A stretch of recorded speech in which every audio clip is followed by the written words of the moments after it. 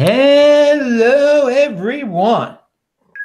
This is Adam Meister, the Bitcoin Meister, the Disrupt Meister. Welcome to This Week in Bitcoin. Today is April the 20th, 2018. 420, strong hand. Long-term thinking. And yeah, 420, a lot of people, that's a bad date for a lot of reasons too, but it's code for something that happens over in Colorado. And soon I'm going to be in Colorado. Yeah, Wednesday.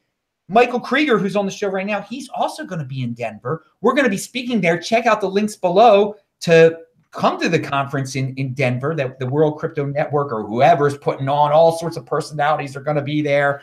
But we're here to get you excited about that. But also, we're going to have Gabriel on the show really soon, coming in from Chile. He's having a little bit of technical difficulties. And of course, we have a brand new guest to the show, Emanuel Neves. Did I say your name right, Emanuel? Yeah, that's correct. Yeah, thanks. Dude, you're coming in. You are coming in from Toronto right now. And I'm excited about what I was talking about crypto insurance yesterday. This dude is into that kind of thing. But let's start off right now with just some Bitcoin exciting type of information. It was a wild week. We had sociopath government officials trying to audit Bitcoin exchanges and scare people. We had the price of Bitcoin going up. But I really love something that I read from Michael Krieger and at Liberty Blitzkrieg. By the way, all of these guys are linked to below. You're going to be able to learn all about them by checking out the links section below. Have a strong hand. Pound that like button. All right, Michael Krieger, you were talking about the U.S.-dominated financial system will fall apart eventually in 2025 maybe, and that Bitcoin will maybe take over. Tell us all about this. Yeah, okay, so Adam, this is part of a three-part series that I wrote this week. And the first part was called Prepare for a Multipolar World. And for those people who aren't really familiar with geopolitics, who don't follow it that closely, that happens to be a big hobby of mine, actually, watching that kind of stuff. It comes from my just general macro mind and also doing commodities on Wall Street for 10 years. It's just sort of how my mind works. But anyway, we're in my opinion, by 2025, the world will be a multipolar. And all that really means is that right now, the United States empire, I mean, there's no really other way to put it, dominates the whole planet. Basically, every country is more or less a client state. Nobody gets in the way. If the US demands something, every other country essentially follows, and they've had to follow. But with the emergence of Russia and China, and particularly China economically and militarily, we're entering now a period where countries can stop the United States in certain regions of the world. We just saw that in Syria. What Russia did in Syria, which is why it's pissing so many people off, is they said to the United States government, no, you're not doing regime change here, and we're going to militarily step up to stop you. And so far, they've done that. That's a huge event in the world of geopolitics. And China has their back, which you can see recently in some comments, they said. So by 2025, we're going to have a world where the US cannot push around every country in every corner of the world. You're going to have a multipolar world where Russia and China, are usually working together, are going to exert their own influence in their own spheres. Okay, so what does that have to do with currencies? Well, in my view, you can't have a multipolar world geopolitically without having a multipolar currency world. And all that means is that the USD, which currently accounts for 80% roughly of financial transactions in the world, but the US economy is only 22% of the global economy, will have a lesser share in the global financial system. So really what that post is talking about is just to get people prepared for the fact that in the future, the US dollar is not going to be the dominant force that it is today. It will still be very important, but it won't be as important. And so my view is that by 2025, we're going to have a situation where we're going to have multiple nation-state currencies that are very powerful globally, but also at the same time, because of cryptocurrencies, we're going to have free market currencies also competing. So we're going to have a much more diverse currency environment in the world over the next 7 years. And it's actually something to be very excited about. Yes, we got some static there. I think that's Gabriel coming in with some static. You might want to mute yourself. Yeah, there we go. Hey, why did you come up with the year 2025, by the way? Just a nice round number? It's pretty much a round number. There's no real mystery to it, I wouldn't say. But and it also gives you, I mean, I could have sent 10 years, you know, I just wanted to give enough of a buffer zone for a lot of this stuff to happen because it's not, should I keep talking or I hear the static there too? No. I'll take care of it. Keep talking. Yeah. Okay. Yeah. So anyway, so I want, look, this is sort of like the Adam Meister sort of thinking. This is sort of the Adam Meister sort of thinking as well, which is long-term thinking. Okay. The changes that I'm talking about on a geopolitical and currency level that are going to happen are so huge that I don't want to pigeonhole myself into saying, well, by 2020 or by 2021. I think it could be much sooner, but I feel strongly by 2025 the world will be almost unrecognizable from a geopolitical perspective. Again, not a doom and gloom thing, right? You're just not going to have. You're not going to have. It's almost like decentralizing the world. Like the U.S. has been so dominant, particularly since the collapse of the USSR for the last 25 years or so. That period of world history is coming to a close, and there are all sorts of repercussions for that. And currency is one of them. I think in the financial side of things, though, what we're seeing right now is that we're already are on an alternative track right here in our little Bitcoin space, okay? And that's great. We opted out. Traveling around the world, meeting a lot of people, I just see 80% of the people out there are just stuck in their ways, and it's going to take them quite some time to opt out of the financial system. And I mean, when I was just in Argentina, heck, you can pay US dollars with anything. People are into the US dollar all over. So I still see, I mean, and they're not going to take Chinese yuan from me or Russian rubles from me. I'll say that. And they're not going to really take Bitcoin from me yet. So I see the dollar. I see the dollar being dominant in its own way for a very long time. But I see the road open for Bitcoin for the people who are smart, for the 20% who want to opt out of this craziness, because no matter what, if the US dollar stays super dominant, if it shares some of its dominance, they're all inflationary. Bitcoin is not. So I don't know in the next 7 years how many people are going to opt out, but I do know that the people who do opt out are going to be pretty darn happy.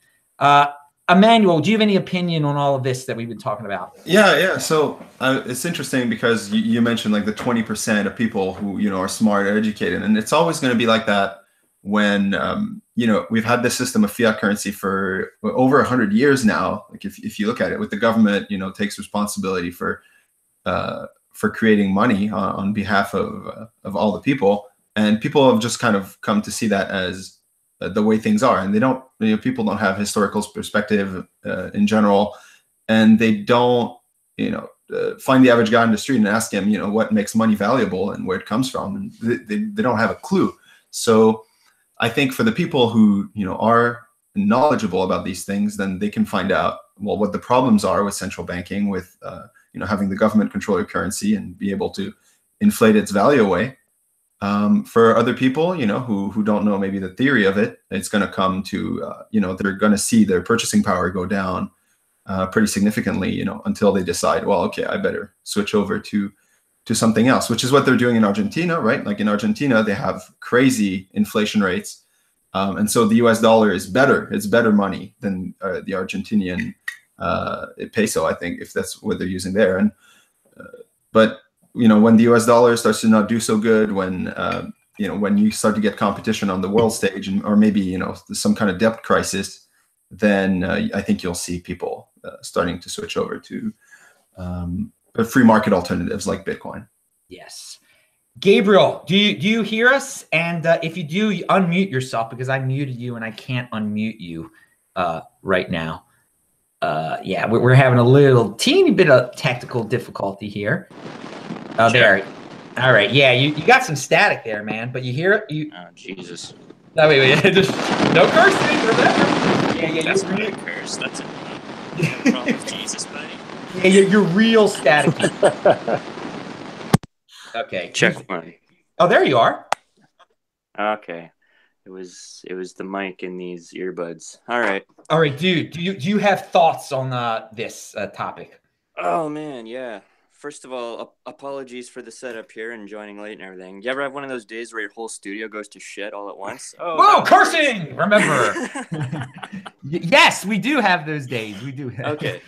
Anyway. Hey, first of all, Gabriel, you know Emanuel, don't you? I do. Fellow Canadian. Yeah. All right. Take it away, dude. Take it away. It's yours. Right on. So I did get to listen to that last bit there, and believe it or not, I pretty much agree entirely. And it's one of those things that comes along once every lifetime, you know, where if you can spot waves as they're happening, that's great. You can usually do something with that. But the people that really make it big are the ones that see the wave coming several years in advance and position themselves in front of it. And so that's what we all have the opportunity to do here. I do agree that by 2025, things are going to look very, very different than they do now. And the entire infrastructure and the way that nations are organized and exist will look nothing like anything we've ever seen. They won't be attached to pieces of land, you know. Your nation won't be affixed to a specific piece of dirt and stuck there. And this is going to allow for all kinds of things. Like, regulation has always been one of the biggest barriers to innovation, to starting new businesses, to doing new things. And tech, you know, fortunately has been rather unregulated compared to most things, not like biotech or anything like that. But pretty soon, every sector is going to have that luxury of not being regulated and will be able to grow at the same rate that tech has, because it's not going to be bound by those regulations. We're going to have seasteading. We're going to have these networks of decentralized nations that are spread out all over the world and can easily outmaneuver state policies.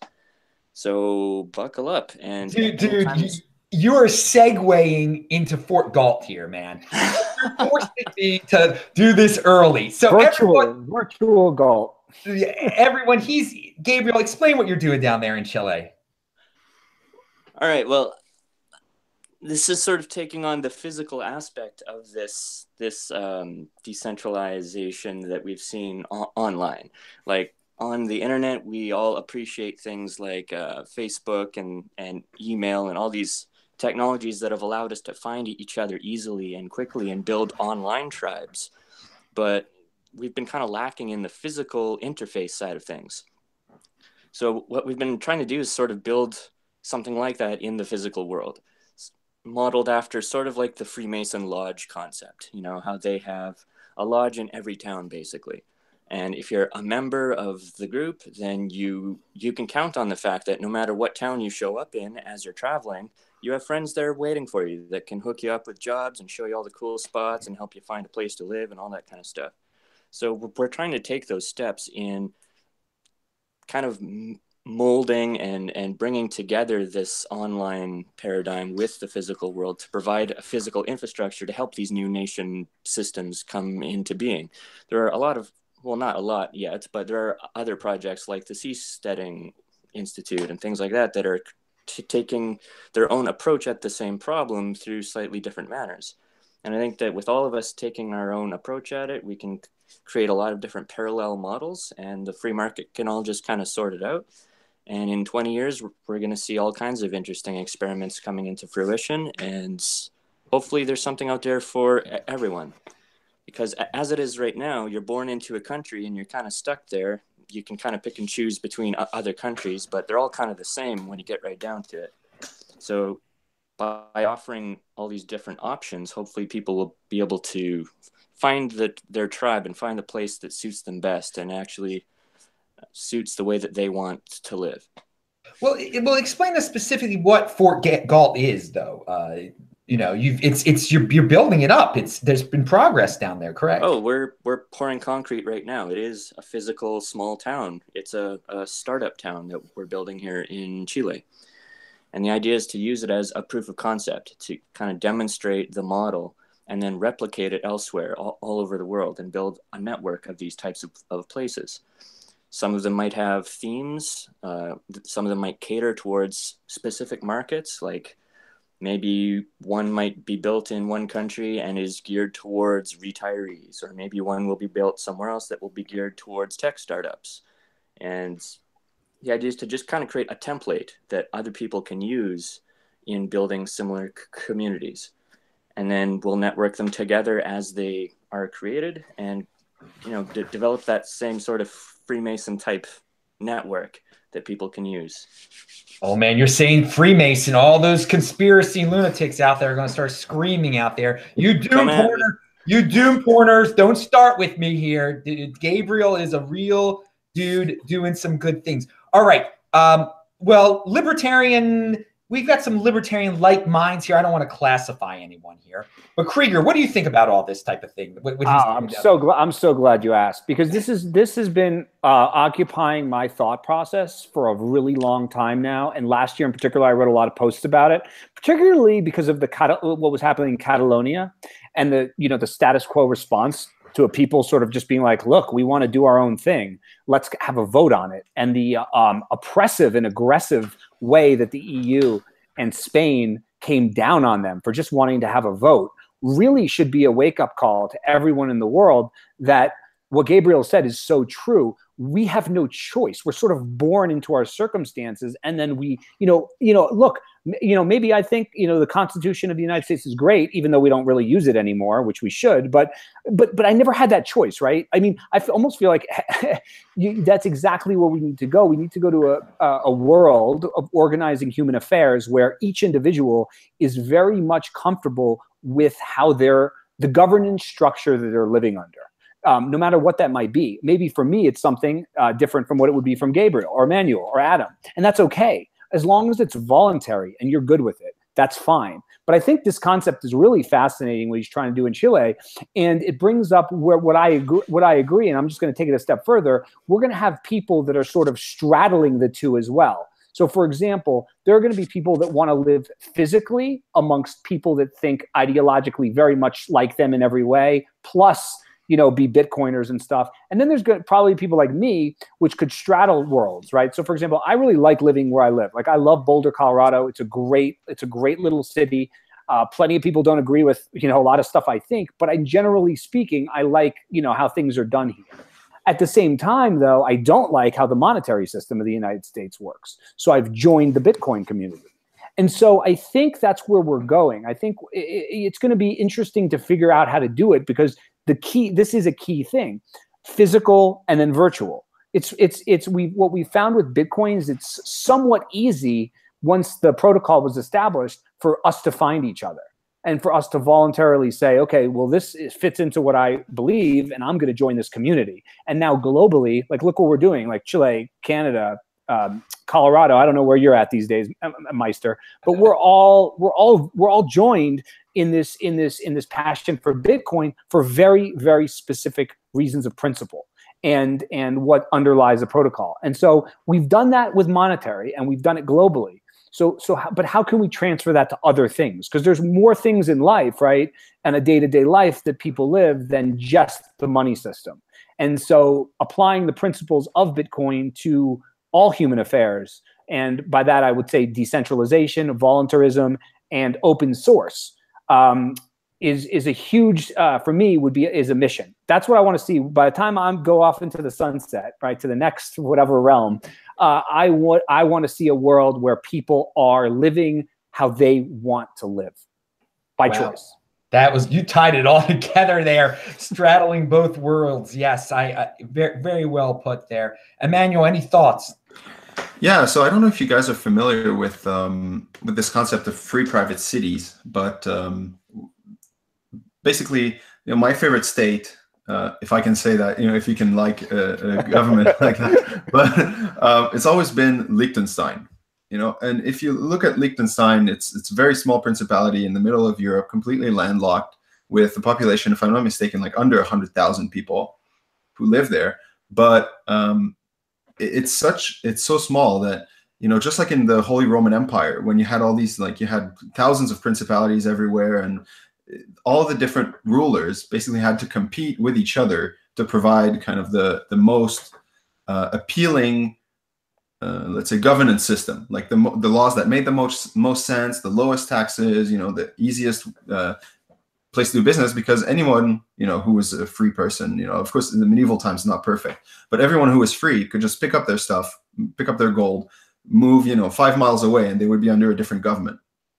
And so you had like this massive competition that would take place that, Germany for a very long time, in the medieval times, was extremely wealthy. You know, all the Hanseatic League and all the commerce taking place there. And so Liechtenstein, the ruler there, you know, says, well, the state in the third millennium is basically like, we want it to be that every individual town, you know, he wanted to do every individual person can secede if they want, but then the parliament kind of forced him to make it so it would be a town that can secede. But basically, you bring in that into rulership, where you, as a citizen resident of whatever locale, you have a contract with your with the law, you know, the law enforcement agencies in your locale, where, you know, these are the rules. And that's completely different from the kind of forced state system that you have now.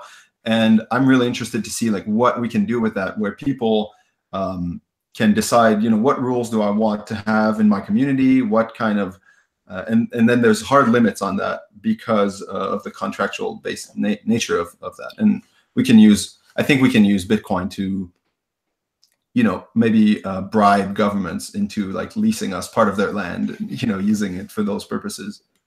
Yeah, that's the best way. Bribe government. First of all, that's what they understand.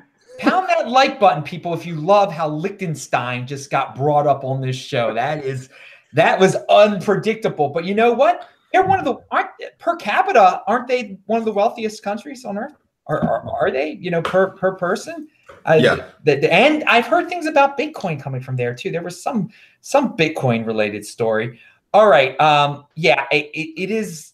What a world we live in here. And I love the decentralization of Bitcoin is going to put decentralization up into the mainstream and hopefully change the way we all live, or at least those of us who are wise enough to discover it. Okay.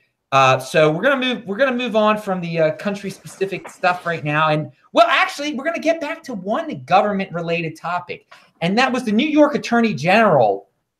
You know, he tried to virtue signal, I guess, or just make a big deal about how he was gonna, because he wants to run for higher office, how he's gonna put the slap down on or investigate some Bitcoin exchanges. I only bring this up because it's futile. And it hurts. You know, we're talking about certain countries or certain people going the right way, but New York State, excuse me, seems to be going the wrong way in terms of cryptocurrency. Krieger, do you have any? And by the way, I'm in Los Angeles right now. Oh, okay, good to know. Yeah. I was uncomfortable not knowing where you were. So. Oh yeah, man. I'm actually in the heart of it, man. I spoke here on Tuesday. It's great. And remember, Michael Krieger and I and all the gang is going to be in Denver. We're going to be in Denver on Wednesday. It's going to be fun. Talking. Linked below. It's linked to below. Come out and you can see us speak. Get tickets below. Okay, what do you think about this New York Attorney General nonsense? Yeah, just two things. Like when I first saw the news, before I even read it, I tweeted out about how just the hypocrisy of it all. Like no executives on Wall Street were jailed after the 2008 crisis, but Bitcoiners have been jailed for nothing. So basically, if you're part of the system protects itself. And if you're not part of the system, you're going to get hunted down like a peasant dog and thrown in jail. I mean, it's just really important for us to understand that, because in order to get as many people as possible to understand how much the current nation states, governments, and monetary system, how much of a farce, complete farce it is, you need to point out what a farce it is and how hypocritical. So that's just the first point I wanted to make. But the second is I just thought it was great what Jesse Powell, the CEO of Kraken, his little statement that he made and saying he's not going to participate in the charade. He pointed out that he left New York because of the bit license. And he also mentioned, which I thought was the best part of his statement, he was like, oh, well, you're hounding all these Bitcoin companies, but what about auditing the Fed? You know, he mentioned how that doesn't happen. So again, back to the hypocrisy. The state doesn't care about the people. Nothing. The state, it's just like the state isn't bombing Syria to help anybody. They don't care about helping anybody abroad, and they don't care about helping anybody in the United States. That's just the way of this beast. And the more people that understand that the government is completely full of it, the better. And so, kudos to Powell for what he did there. Gabriel, give us your opinions on the beast. I tell you, when your head has been in the place that mine has been in for the last 5 years, that is the perspective of actually building a little society, a little community for real, you know, not just armchair theorizing about, oh, without the state, how would this work? Oh, you know, all that crap. Actually being on the ground with your head in it all the time, I found myself really coming around and, you know, kind of a dark, cynical side brewing, but also really streamlining things too. Like this example of this guy is one more demonstration of why democracy is completely the wrong way to go. I get very suspicious of somebody who understands democracy completely and still prefers it, because it's essentially the tyranny of those who can manipulate the rest of the people that just don't get it. You know, when we were talking about Liechtenstein earlier, that was a much better example, a much more honest example of how a state can function, because you know who your ruler is. He knows who you are. Everyone understands the dynamic, and the ruler is accountable. And that idea of competing rulers, competing for the business of their quote unquote subjects, seems to make a lot more sense to me in a free market perspective than this whole, you know, millions of people all thinking that they co-own the country. And then once you've been in kind of your own little place that you've carved out for yourself, where things are kind of the way that you like it, you look at the rest of the world kind of differently too. Especially when you go out traveling and you're walking amongst them and you talk to them in bars, and you just are reminded about how so far gone so many of them are. It feels like when I do this anyway, it feels like I'm walking in enemy territory, and you're just surrounded by like enemy combatants everywhere that want to rob you, that want to subjugate you, that want to regulate you and tell you how to live and prevent you from being free and all this stuff. And, you know, they might deny it at first, like, oh, no, I don't want to rob you, bro. It's all good. But as soon as you find their pet cause, you know, once you touch that nerve, then it all comes falling down, and you realize that they're just as tyrannical as the next person. They just dress it up differently, and they pass the responsibility on. Mob rule with the suit on is what Doug Casey called democracy, I believe. Mob rule with the suit on. Absolutely. And you sound like Doug Casey a lot. I mean, you really do. Everybody should see this Gabriel dude, though. He doesn't look. He's a young Doug Casey, young, strong Canadian, Western Canadian. But we can't see him right now. But you could check out his links below. I put everybody's links below. All right, Emanuel, we are getting into liberty. I got the right crew together today. What's going on with you and this what Gabriel just said? Yeah, like, well, first of all, like, I was just thinking about that the New York thing, and it's like, you know, the government, the government can't keep drugs and guns out of prisons, you know.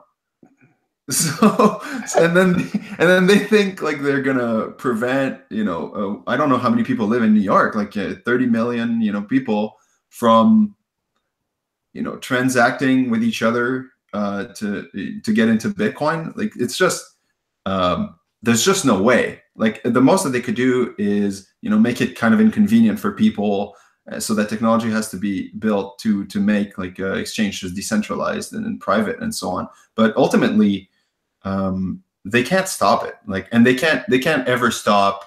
Like, they can maybe affect the ramps, like when you go from fiat to Bitcoin, or you get out of Bitcoin back into fiat.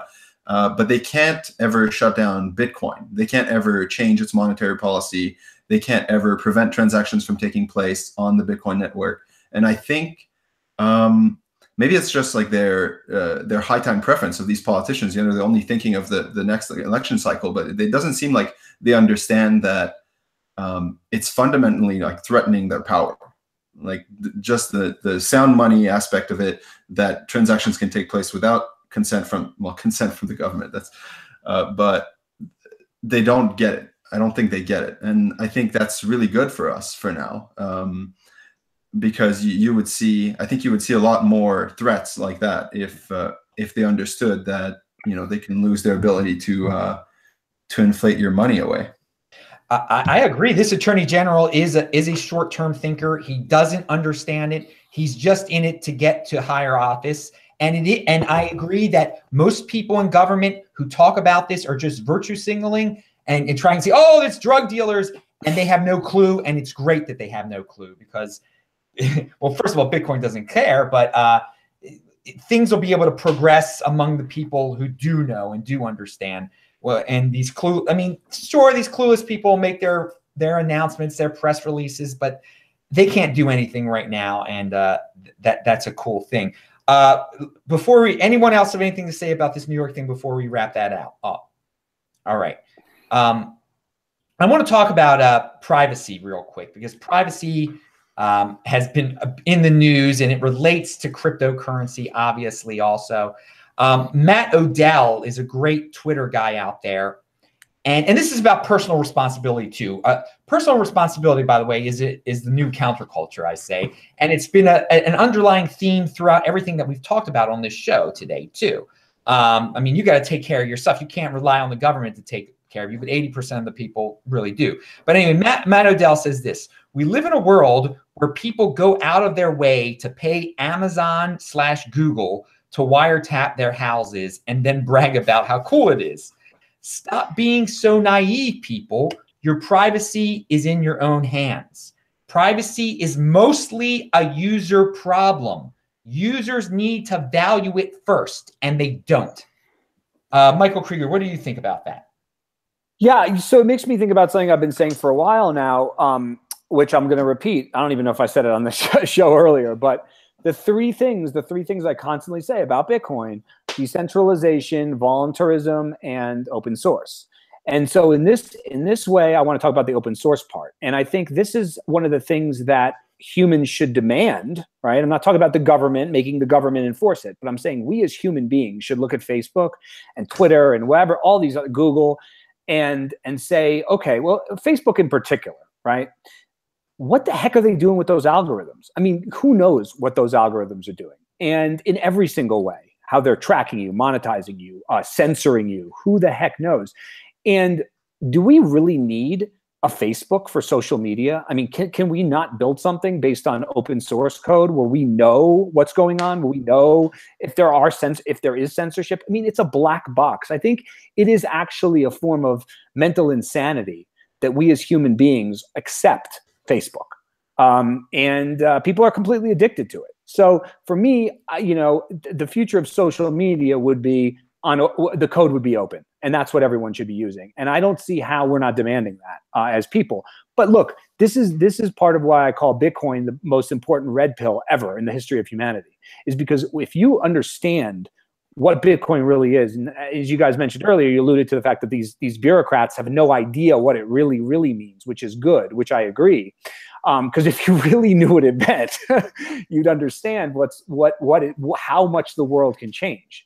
And so that's part of, for me, why I like to spread the gospel of Bitcoin so much, is because I know that if I can get a foothold into one person's mind to truly understand Bitcoin and appreciate it for what it is and why it's so groundbreaking, that will then be applied to other things. Because if you say, okay, well, I now have this freedom tool for monetary stuff, permissionless, and then I can send to anyone globally, right, without a third party, you'll start to ask the uncomfortable questions that follow about nation states, about your relationship to power and authority and centralization, which dominates every form of our lives. And so that's what I want to see. And I think that's sort of what Odell is saying. It's that we as human beings have been like in this coma. We're not thinking straight, and we're just being manipulated and fooled and tricked into these oppressive, ridiculously centralized, massive bureaucratic systems that we, quite frankly, don't need at all. And I think we have the technology to completely get rid of all of that. And I hope we do. We definitely do have the technology to get rid of it. We do have we can have a decentralized platform, steam it, that involves cryptocurrency or whatever. But I think most people are just fat. They're not there yet. Most people are fat and satisfied and don't even grasp the first thing about privacy. Gabriel, what do you think?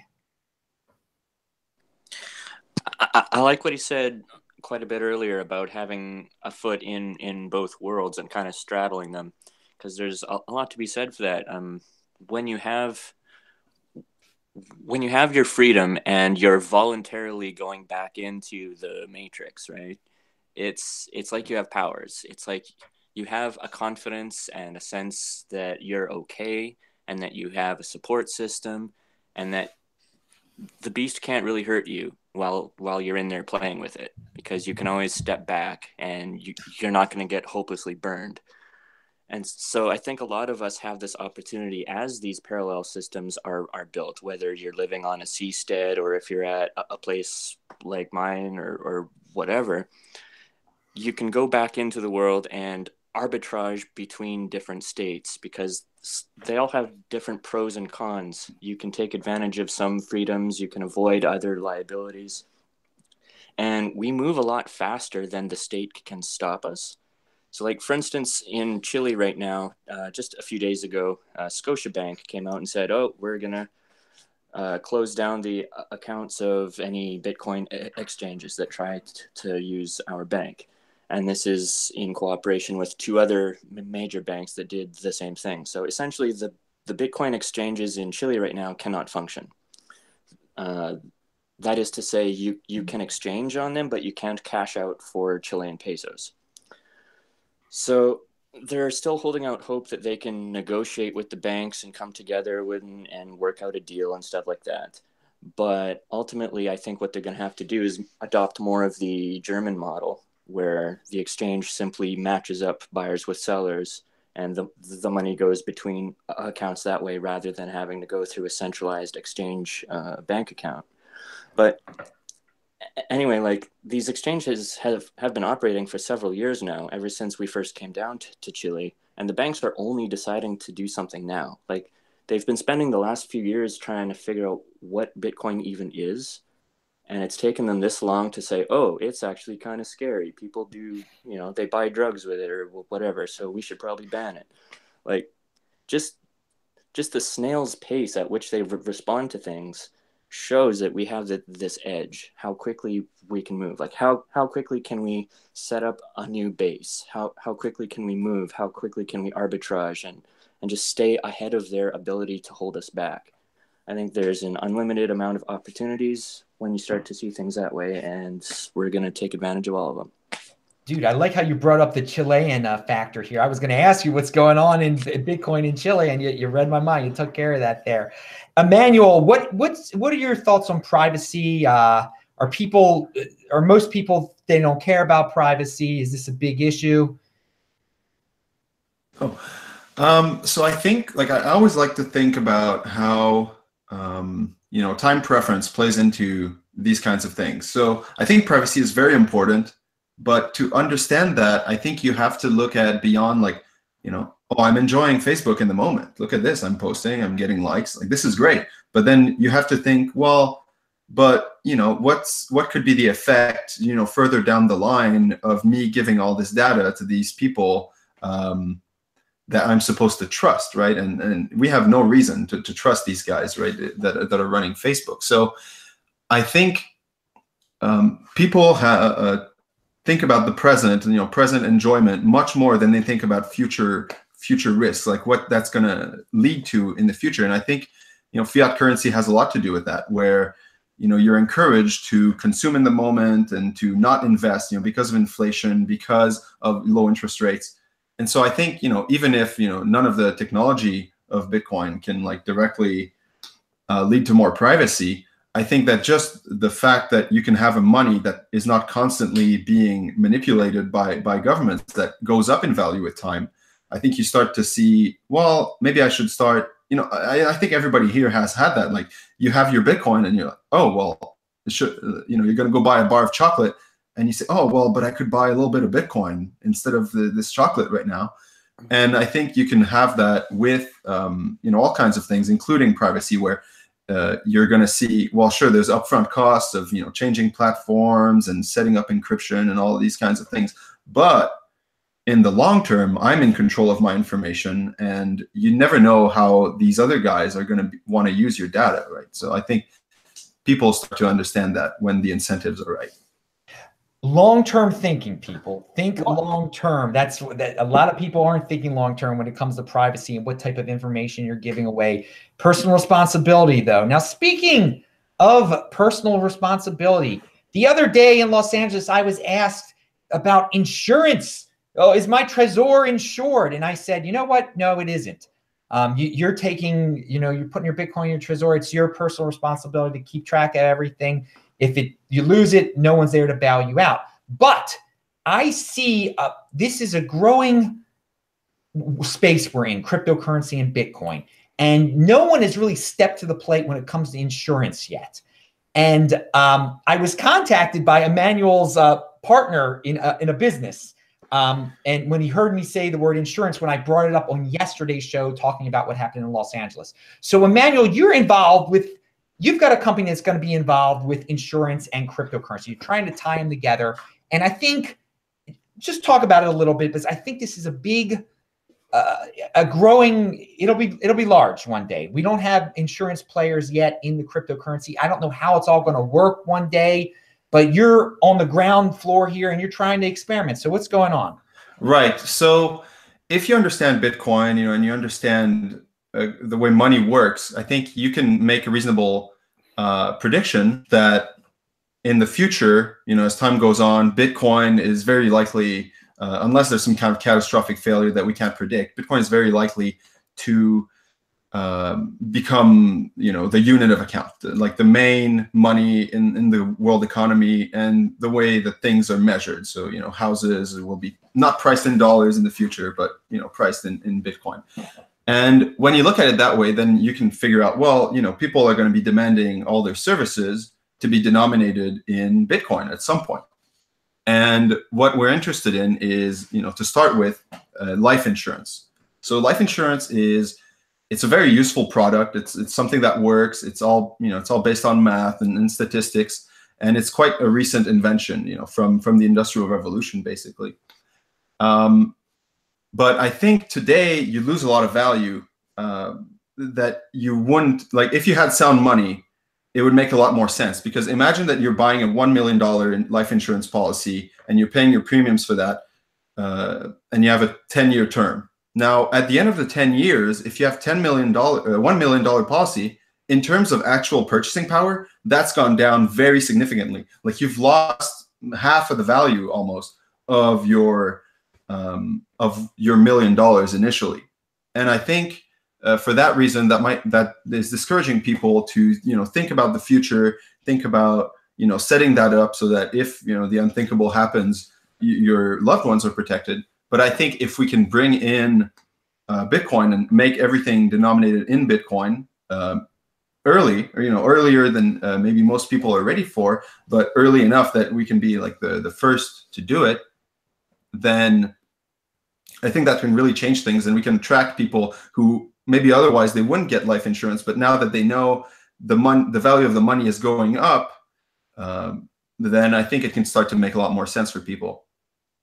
I mean, I'm really glad that you're experimenting here. You're trying to combine cryptocurrency and insurance. Who knows what will come of this? What's the name of your company again? It's Hevel. So that's the Assyrian version, spelling of Abel from the story of Cain and Abel. And it is linked to below. I linked to their Twitter account below. All right. So I'm glad you got all that in there. I'm excited. If there's anybody else that's doing insurance stuff with cryptocurrency, get in with me. This is very interesting. It's going to be a growing field. Krieger, I know you got to go real soon. Any closing thoughts? Anything you want to plug? Anything you want to talk about? For the one thing I did want to just kind of throw back to the countries thing, because I think because I'm so fascinated with it and I want to get people thinking, is obviously, Emanuel mentioned this, which I totally agree with, which is this idea that you can sort of be fluid and be opting into one form or one place into another. And that should be a normal part of human existence, is to be living maybe under 15 different governance systems over the course of your life. As your values change, as you decide different things, I don't think, like, this is why I say no labels. I don't label myself politically. I don't label myself as anything, because the key thing is then I kind of box myself in a little bit too much. And I don't like being boxed in, because the Krieger at 40 and the Krieger at 30 are very different individuals. And I probably would have wanted to live under different kind of rules at different times. The point is, my rules rules shouldn't be everyone's rules, but I should be able to live amongst like-minded people if I want. But the other thing is this, and this is the key. The one thing that I'm certain about is the worst thing you could possibly do is have nation states of hundreds of millions of people. And so the United States is a perfect example, but then you got Russia and China at 1 billion. It is so unethical and preposterous to make decisions, right, based on voting for hundreds of millions of people. It's absurd. I mean, everyone's going to be unhappy all the time.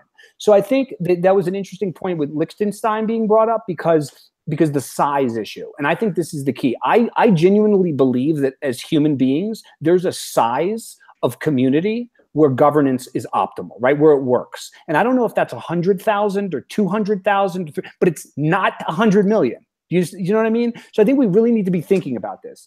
And I do think giant nation states, all of them, should be shattered into tiny little pieces of where people are choosing where they want to live and how they want to be governed. And they can move from place to place. Anyway, that's my like 50-year call. Well, I got to say, next time India does some crazy thing announcement with Bitcoin, I got to have you on the show to talk about, India and its oppressive democracy or whatever they call it over there. Because you're not. That's a huge. That's another example. It's ridiculous to have that many people trying to be governed at once. It's so stupid. Yeah, I mean, how do we do that? And it is ridiculous over there from what I've heard from Jayant Bhandari. Check out Jayant Bhandari. And if I sign off. Great. Thank you, Michael. And remember, Denver, we're going to be there. Krieger and I, this is not the end of the show because Gabriel's going to say his closing thoughts, but thank you, Krieger. We're going to be there on the 25th, which is Wednesday. We're all going to be speaking. Link to below. You'll get to hear him say all this good stuff. You'll get to ask him any questions. You get to ask me questions, Andy Hoffman questions, Vortex questions, Thomas questions. All sorts of people are going to be there. It's going to be great. If you're in Denver, this is a great opportunity. All right. See you, Michael. Thanks, guys. Good to talk to you. Gabriel, your closing thoughts now. I agree with what Mike just said, and I would even push that number further down as to the optimum number of people for a community. The number that we're kind of working with is 100 to 150, which is the number of people roughly that a human being can really know. And once you get growing beyond that, it takes on a completely different dynamic. So I really like the idea of, millions and millions of very, very small city-states that are tightly knit.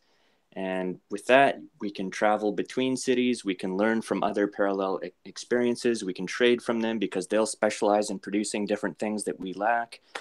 And the idea of having like anarchist, unruled wildlands in between these small states really appeals to me too, because some people might just want to check out and not be part of a community and go rough things by themselves.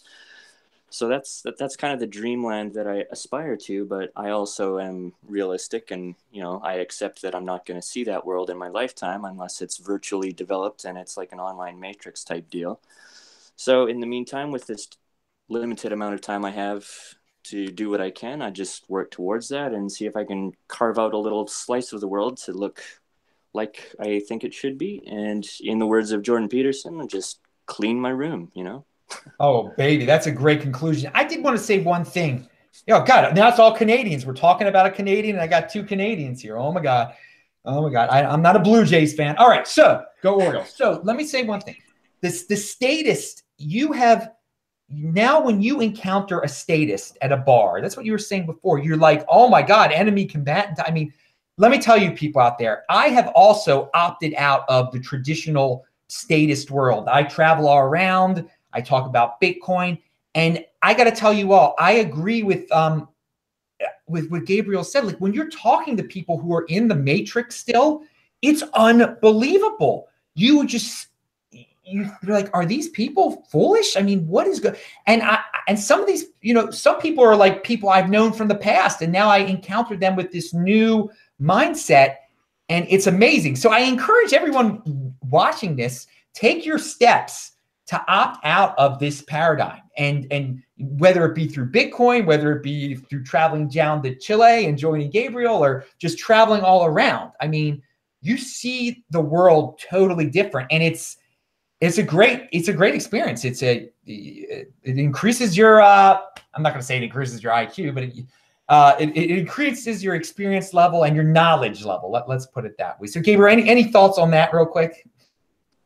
Completely agree. And of course, everyone loves to refer to the movie The Matrix. And that holds up with this kind of scenario too. It's the woman in the red dress, right? Any one of them could be a potential Agent Smith that will fight to the death to protect the system that they are completely hooked on. I mean, they might be perfectly nice 1 minute, and then the minute you threaten their pet cause, they turn around and it's a completely different person. So until they're unplugged, until they're free, until they're self-reliant and don't require the state, until they're weaned off of it, they can't be trusted. All right. Pound that like button, people, if you like how we took this to the anarcho-capitalist side, whatever you want to call it. We not only talked about Bitcoin, but we talked about some real life, different ways of looking at things. I'll let Emanuel conclude. I asked you about the insurance, but do you have any conclusionary thoughts before we get out of here? Yeah. So, first of all, I totally agree with like this idea that you want to be around, I kind of, I think everybody is kind of nice if you get the gun of the state away from them. Then they can get along, you can trade, but I think it makes a lot of sense to be living around people that you want to raise your children around, right? Like getting those kind of voluntary communities where it's based on shared values, it's based on ethics, and I think I can say, oh, I prefer living my life this way. But with democracy, like the stakes are so huge and there's so many people all fighting to get control of that gun that you can't say, no, I want to do things a little bit differently, like because some other guy is going to come in and is going to beat you over the head because they disagree with you. And I think Bitcoin can massively reduce the power of that centralized power, because when you have access to printing presses, there's basically no limit. Like, you had the First World War where the war goes on not until like the government doesn't run out of money. So the war doesn't go on until like it can't raise debt anymore. The war goes on until your whole capital stock of your entire society has been completely destroyed. And I think with Bitcoin, we can take that power away from them. We can, take the power back for ourselves, for our local communities, and we can just have a much more peaceful and world where people can start to solve their problems with words rather than with guns. Use your words, people. Use your Bitcoin. Opt out. Personal responsibility is a new counterculture. Hey, guys, thank you very much for being on the show. This Week in Bitcoin comes on every Friday. The time varies. I post a new show on this channel every single day, sometimes 2 shows like lately.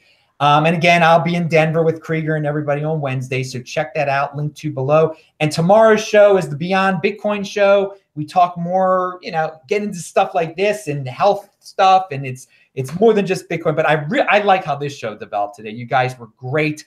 And I'm so proud of having international guests from all over the show. This is a unique channel, a unique show. You only get this kind of thing here. Everybody pound that like button. I'm Adam Meister, the Bitcoin Meister, Disrupt Meister. Thank you, guests. Remember to subscribe to this channel, like this video, share this video. Check out the notes section below. I'll see you all later. Bye-bye.